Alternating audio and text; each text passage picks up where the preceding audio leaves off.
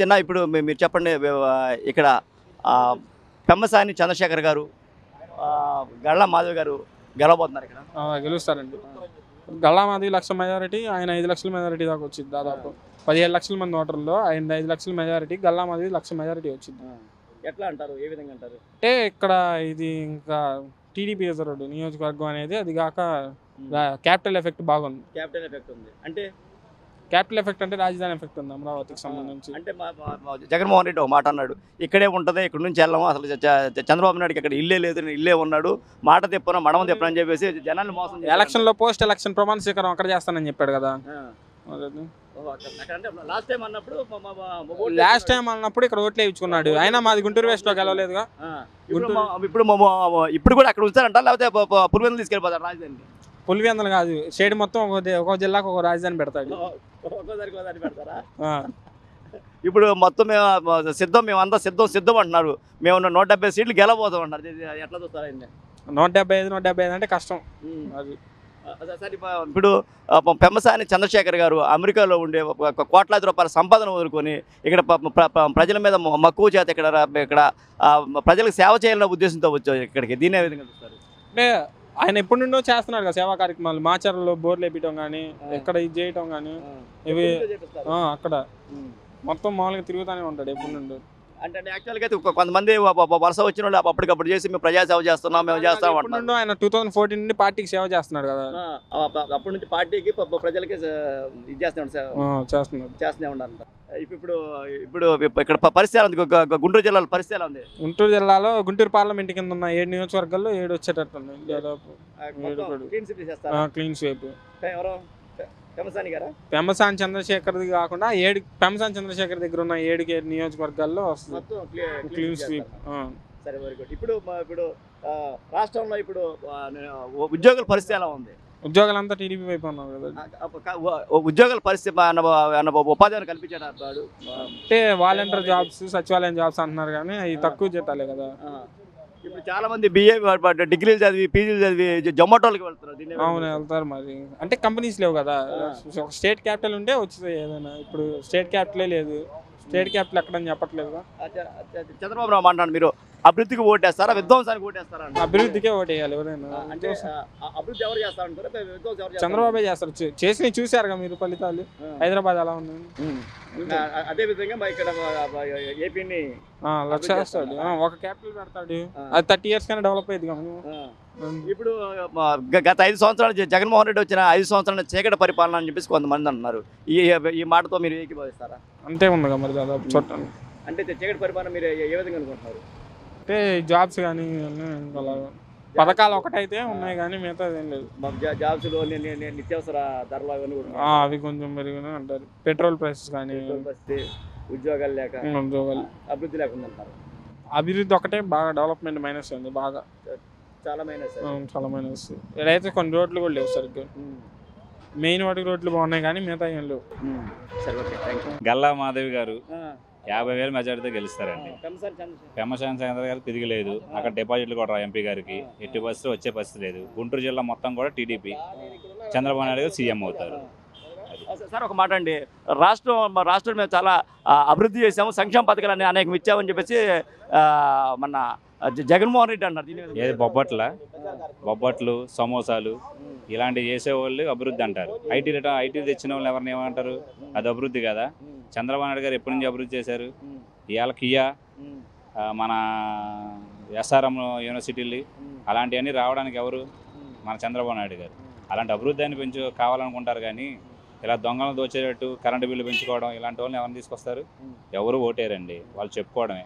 సిద్ధం సభలకి అన్నీ కూడా వాళ్ళు డబ్బులు పెట్టి తెచ్చుకోవడం మనుషుల్ని. స్వచ్ఛందంగా వచ్చిన వాళ్ళు లేరు. స్వచ్ఛందంగా వచ్చిన వాళ్ళు ఎవరు వల్ల కాదు. వీళ్ళ గ్రాఫిక్స్ మెయింటైన్ చేస్తారు, అది కన్ఫర్మ్. ఇంకా అలాంటి వాళ్ళకి అభివృద్ధి ఓటు అంటే ఎవరు వేస్తారు? వేయరు. అది సార్ ఒక విషయం చెప్పండి సార్, గతంలో ఉన్న ఎంపీగా పనిచేసిన గల్లా జయదేవ్ గారి యొక్క బ్యాటరీ కంపెనీలు కూడా మొత్తాన్ని ఇక్కడ నుంచి రాష్ట్రం నుంచి ఎలగొట్టారు. దీని విధంగా ఉద్యోగాలు ఇస్తున్నారు, అభివృద్ధి చేస్తున్నారని చెప్పి భయంతో రేపు పొద్దున చంద్రబాబు నాయుడు గారు ఎక్కడ ఇదైపోతారో, గల్లా జయదేవ్ లాంటి ఎంపీ లాంటి వాళ్ళు స్టామినాగా గట్టిగా మాట్లాడేవాళ్ళు కదా. ఈరోజు పెమ్మసాని గారి మీద కూడా వాళ్ళు విభేదాలు ఎందుకు వేస్తున్నారు? అన్నీ బురద జల్లని చూస్తున్నారు ఆయన మీద. అయితే ఏం జరగదు. ఆయన గల్లా జయదేవ్ గారు ఎలాంటి వాళ్ళు, ఆయనకి మించిన ఆయన. పోటీతో ఉంటాడు రేపు పొద్దున. ఎంపీ సీట్లో కానీ ఏ సీట్ అయినా సరే, ఎలాంటి విషయాలైనా సరే ఎప్పుడెప్పుడా ఓటింగ్ అని చూస్తున్నారు. జనం ఎవరైనా సరే ఓటింగ్ వేయడానికి సిద్ధంగా ఉన్నారు. స్వచ్ఛందంగా వచ్చి ప్రతి ఒక్కరు కూడా టీడీపీకి ఓటేస్తారు. అన్ని సీట్లు గెలుస్తాయి ఖచ్చితంగా. ఏ సీట్ అయినా సరే మన గుంటూరు జిల్లాలో ఒక సీటు కూడా వైసీపీకి వచ్చే అవకాశం అయితే లేదు. అంటే కారణం ఏంటంటారు? అంటే జగన్మోహన్ రెడ్డి చెప్పిన చీకటి విధానాలు కానీ ఆయన యొక్క చీకటి పాలన గురించి విసుగు చెందారంటారా? జనం బాగా చెందారు ప్రతి ఒక్కళ్ళను. ఈ రోజు ఆయన వాలంటరీ వ్యవస్థ గురించి ఆయన ఏదో 10,000 ఇస్తున్నారు చంద్రబాబు నాయుడు గారు అంటే, ఆ రోజు మొత్తం అందరూ కూడా వాలంటరీ వ్యవస్థ గురించి అందరూ గొప్పగా చెప్పుకున్న వాళ్ళే. ఆ కరోనా టైంలో వాళ్ళు చేసిన హెల్ప్లకి అది మంచి సంస్థ కాబట్టి పెట్టారు. మీరు 5,000 ఇస్తున్నారు. అదే మన చంద్రబాబు నాయుడు గారు ఈరోజు ఏమంటున్నారు, 10,000 రూపాయలు ఇస్తామంటున్నారు. వాలంటరీ వ్యవస్థ అంటే 50 మందికి సంబంధించింది కాబట్టి ఎవరైతే ఉన్నారో వాళ్ళందరూ 10,000 ఇస్తా అన్నారు. చదువుని బట్టి ఇస్తా అంటున్నారు. వాళ్ళు చేసే పనిని బట్టి. మీరు ఏమి ఇస్తున్నారు? 5,000 ఇచ్చి ఉగాదికి కానుకని చెప్పి వాళ్ళ మొహాన్ని పెడుతున్నారు. అలాగే కదా మీరు మొత్తం చేసిందని ఏం ఉపయోగం దానివల్ల మీకు? అంటే వాలంటీర్ల యొక్క శ్రమను దోచుకుంటారంటారా? అంతేగా మరి. వాళ్ళు కష్టపడిన దానికి ఫలితం లేదు. వాళ్ళు కష్టపడింది ఎంతో కష్టపడి వాళ్ళు అంతా చేస్తుంటే మీరు ఇచ్చింది 5,000. ఉగాదికి ఒక బట్టలోనూ ఒక 15,000 ఇస్తే సరిపోయిందా? 10,000 ఇచ్చి మీరు మీరు చేసి పెట్టండి అప్పుడు చేయాలి కదా. ఇప్పుడు ఆయన చెప్పారని చెప్పి మీరు ఫేక్ న్యూస్ ప్రకారంగా న్యూస్లో అట్లా మీరు పెట్టేసుకుంటే ఎట్లా కొద్ది? మీకు డిస్లైక్ ఎన్ని వచ్చి చూసుకున్నారా? మీరు లైక్లు వస్తే డిస్లైక్ కొడతాను డైరెక్ట్ పెట్టండి. డిస్లైక్లు ఎన్ని వస్తే చూద్దరు. కానీ వాలంటరీ వ్యవస్థ కాదు, గవర్నమెంట్ వాళ్ళు ఎవరో కూడా మీకు ఓటేయరు. గవర్నమెంట్ సంస్థ సంబంధించిన వాళ్ళు ఎవరో కూడా ఓటేయరు. ఇది జగన్ గారికి కాదు, ఖచ్చితంగా చంద్రబాబు నాయుడు గారు రావాలని గవర్నమెంట్ వ్యవస్థ కూడా చూసుకుంటుంది. ప్రభుత్వ ఉద్యోగులు ప్రజలు మొత్తం వాళ్ళు డబ్బులన్నీ దోసేశారు కదా. పిఎఫ్ డబ్బులన్నీ దోసేసి అన్ని చేసుకున్న వాళ్ళకి ఎట్టిస్తారు ఆదాయం పెంచేవాళ్ళు కావాలి కానీ ఆదాయం దోచేవాళ్ళు కాదు కదా.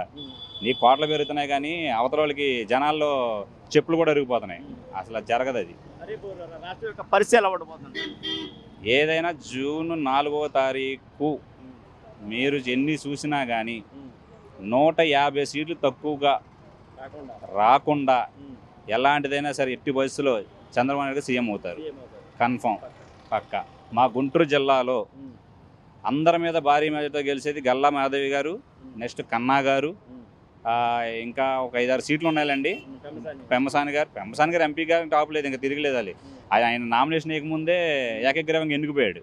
ఇంక మిగిలిన వాళ్ళంటే వీళ్ళు ఏదో డబ్బులు ఇచ్చి పెంచుకుని టీడీపీ వాళ్ళు వార్డు పేషెంట్ల దగ్గరికి, పాత మాజీ వార్డు పేషెంట్ల దగ్గరికి వెళ్ళి వాళ్ళని బొమ్మకిచ్చి బాబాయ్, అన్నయ్య, తమ్ముడు అని అనుకుని మీకు ఎంత ఇస్తాం అంత ఇస్తాం, 2 నియోజకవర్గాలకి మీకు ఇన్ఛార్జ్ పోస్ట్ ఇస్తాం అని చెప్పుకుని ఇలాంటి చేసుకుని వైసీపీలు బతిమాలుతున్నారు. ఆయన బతిమాలినా కానీ టీడీపీ వాళ్ళు ఏమంటున్నారంటే, అమ్మ మేము చూస్తాము కానీ ఇప్పుడు మేము చేయలేము, మా వల్ల కాదు, మేము టీడీపీ అంటే ఎప్పటి నుంచో పాతిపోయి ఉన్నాం కాబట్టి మేము టీడీపీగా సపోర్ట్ చేస్తామన్నప్పుడు మొహం తలకాయ ఉంచుని వెళ్ళిపోవడం తప్పితే ఇంక చేసేదేం లేదు అందులో. Thank you sir. సార్ చెప్పండి సార్, ఇక్కడ గుంటూరు పశ్చిమ నియోజకవర్గంలో కానీ గుంటూరులో కానీ ఎవరెవరు గెలవబోతున్నారు? గల్లా మాధవ్ గారు, బ్రహ్మసాని గెలవబోతున్నారు. అంటే కారణం ఏంటంటారు? కారణం అభివృద్ధి కావాలని చెప్పి అభివృద్ధి ఎక్కువ కోరుకుంటున్నారు. మెజార్టీ పీపుల్ తెలుగుదేశం వైపు ఉన్నారు. అంటే రాష్ట్రంలో అభివృద్ధి లేదంటారా? అభివృద్ధి లేదు. అంటే అభివృద్ధి అంటే రోడ్లు, ఉద్యోగ కల్పన అన్నీ మైనస్ అయిపోయింది. ఈ దుర్మార్గ పాలనలో ఎందుకని జనం టీడీపీ వైపే ఉండరు. జగన్మోహన్ రెడ్డి అంటున్నారు అందరూ కలిసి నా మీదకి వస్తున్నారు, దుర్మార్గులు అందరూ కలిసి నా మీదకి వస్తున్నారు అంటున్నారు జగన్మోహన్ రెడ్డి గారు. లేదు, అతనే రాక్షస పాలన. అది రాక్షస పాలన అనేది పోవాలని చెప్పి రాష్ట్ర ప్రజలు అనుకుంటున్నారా? మెజార్టీ పీపుల్ అనుకుంటున్నారు. అది ఇక్కడ ఎంపీగా గుంటూరులో ఎంపీగా ఎవరు గెలవబోతున్నారు? ఎంత మెజార్టీ గెలవబోతున్నారు? బెమ్మచాని లక్ష మెజార్టీతో గెలవబోతున్నారు. అది భారీ మెజార్టీ గెలవబోతున్నారు. చంద్రబాబు నాయుడు గారు విధ్వంసానికి ఓటేస్తారా లేకపోతే అభివృద్ధికి ఓటేస్తారన్నది దీని విధంగా చూస్తారు? అభివృద్ధికే ఓటేస్తారు. ప్రజలు కూడా అందరూ సిద్ధంగా ఉన్నారు. సిద్ధమైంది. అది సరే సార్, ఓకే సార్. చెప్పండి సార్, ఇక్కడ ఎవరు గెలవబోతున్నారు గుంటూరు పశ్చిమ నియోజకవర్గంలో? గుంటూరు పశ్చిమ నియోజకవర్గంలో గల్లా మాధవి గారు 50,000 ఓట్ల మెజారిటీతో గెలవబోతున్నారు. ఈరోజు చిలకలూరుపేటలో పోటీ చేసి అక్కడ ఏ కార్యక్రమాల్లో మంచి ప్రజలకు అభివృద్ధి కార్యక్రమాల్లో ఏమి చేయక గుంటూరులో టికెట్ వచ్చి ప్రజల్లో తిరుగుతుంటే ప్రజల్లో అసంతృప్తి ఎక్కువైపోయి ఈరోజు గల్లా మాధవ్ గారికి ప్రతి ఇంటి దగ్గర స్వాగతం పలుకుతున్నారు. సార్ ఇప్పుడు మీరు ఇప్పుడు ఎంపీగా పోటీ చేస్తున్న పెమ్మసాని చంద్రశేఖర్ గారి సంగతి తెలిసి ఉంటుంది. ఆయన అమెరికాలో ఉండి కొన్ని కోట్ల రూపాయల సంపాదన వదులుకొని ప్రజాస్వామ్యం చేద్దారని చెప్పేసి ఇక్కడికి వచ్చారు. దీన్ని ఏ విధంగా చూస్తారు? మన ఎంపీ గారు తన పెమ్మసాని చంద్రశేఖర్ గారు అమెరికా నుంచి గుంటూరు వచ్చి ఇక్కడ గుంటూరులో ఎంపీగా పోటీ చేస్తారు. ఈ ప్రతి గడపకి వెళ్ళినా అతనికి బ్రహ్మరథం పడుతున్నారు. అతను 3 లక్షల మెజార్టీతో గెలవబోతున్నారు. ఇక్కడ మన ఎంపీ రోసయ్య గారికి ఎక్కడికి వెళ్ళినా ఎదురు దెబ్బ తగులుతుంది. పెమ్మసాని చంద్రశేఖర్ గారు ఎంపీగా అత్యంత మెజార్టీతో గెలవబోతున్నారు. అక్కడ పెమ్మసాని చంద్రశేఖర్ గారు, ఇక్కడ గల్లా మాధవి గారు అత్యధిక మెజార్టీతో గెలవబోతున్నారు. రాష్ట్రం పరిస్థితి ఇవాళ మన జగన్ గారి ప్రభుత్వం వల్ల అధోగతి పాలైంది కాబట్టి టీడీపీ ప్రభుత్వం అధికారంలోకి రాబోతుంది. ప్రజలు సుసంపలతో అనుభవిస్తారని కోరుకుంటున్నాను నేను. సార్, ఇక్కడ గుంటూరు అంటే దాదాపుగా వ్యవసాయ ప్రధాన కేంద్రంగా ఉన్నది. ఇక్కడ అనేక పంటల పండుతాయి, ఇక్కడ చేస్తాయి. కానీ జగన్మోహన్ రెడ్డి మేము రైతులకి మేము పండగ చేస్తామని చెప్పేసి అన్నారు. అటువంటి పండగ ఏమైనా చేశారా? గుంటూరులో మన మిర్చి కానీ ఏదైనా సరే మార్కెట్ ఇవాళ పూర్తిగా డౌన్ అయిపోయింది. ఎందువల్ల అంటే జగన్ ప్రభుత్వం రావడం వల్ల ఎవరికి కూడా అసంతృప్తితో ఉన్నారు. జగన్ గారు వచ్చి సంపదను దోచుకొని ఎవరికి కూడా ప్రాబ్లమ్స్ అనేది క్రియేట్ చేస్తున్నారు. దీనివల్ల ఏంటంటే జగన్ గారు ఈరోజు ఓడిపోవడానికి సిద్ధంగా ఉన్నారు. ఇప్పుడు రాష్ట్రంలో అభివృద్ధికి ఓటేస్తారా లేకపోతే విధ్వంసానికి ఓటేస్తారని చెప్పేసి చంద్రబాబు నాయుడు అంటున్నారు. దీన్ని విధంగా చూస్తారు? రాష్ట్రంలో ప్రజలందరూ మమేకమై అభివృద్ధికి ఓటేయాలని సిద్ధమై ఉన్నారు. రాష్ట్రంలో ఈరోజు 150 సీట్లతో గెలవబోతున్నారు.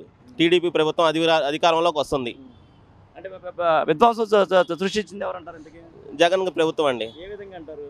ప్రజల్ని దోచుకోవటం, ఏది మాట్లాడినా కానీ తీసుకెళ్లి లోపల జైల్లో పెట్టడం, దీనివల్ల విధ్వంస పాలన వల్ల ప్రజలు అసంతృప్తితో ఉన్నారు. దానివల్ల టీడీపీ గెలవడానికి సిద్ధమై ఉంది. ఒక మాట అన్నాడు జగన్మోహన్ రెడ్డి, ఒక మాట అంటున్నాడు, అందరు కలిసి నా ఒక్కడి మీదకే వస్తున్నారు అని చెప్పేసి అంటున్నారు. అతను చేసిన తప్పుల వల్ల ప్రతి ఒక్కళ్ళు అతని మీదకి ఎందుకు వెళ్ళరండి? ఎవరైనా సరే సంపద సృష్టించే వాళ్ళ దగ్గరికి వెళ్తారు కానీ విధ్వంస పాలన దగ్గరికి ఎవరు వెళ్ళరు కదా. మన జగన్ గారు ఇది భస్మాసులాగా ఉన్నారు కాబట్టి ఎవరు అతని దగ్గరికి వెళ్ళాలంటే భయపడుతున్నారండి.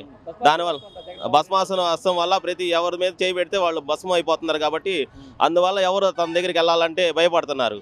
అందువల్ల ఎవరైనా సరే అతని గురించి మాట్లాడుకోవడం ఎక్కువైపోయింది అనమాట.